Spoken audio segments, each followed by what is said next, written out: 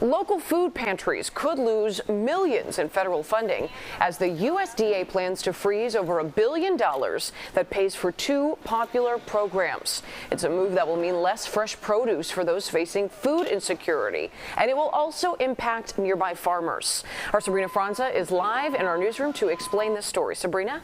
Hey, Marie, these cuts carry a possible ripple effect that could be devastating for people who rely on food pantries and farmers who provide some of that food. A source tells us CPS is also assessing how the cuts could impact the food that they serve to students in schools.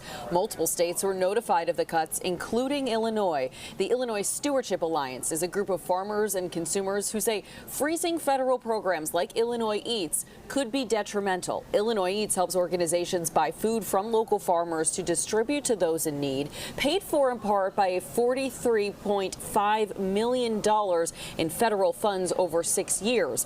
The Northern Illinois Food Bank says demand is at an all-time high. They say they serve 570,000 people a month across 13 counties, and they would be directly impacted by this funding freeze. 27% of the food they distribute is fresh from local farmers, funded in part by the same money that the USDA plans to freeze. Food insecurity is growing. Demand for us is at an all-time high. And so, a reduction in food sources, that could create, less food for us to distribute to neighbors. And of course, we're looking at budget reconciliation as well. Now, we mentioned CPS. These cuts could also impact schools who receive funding to buy school lunches and other meals through the same program.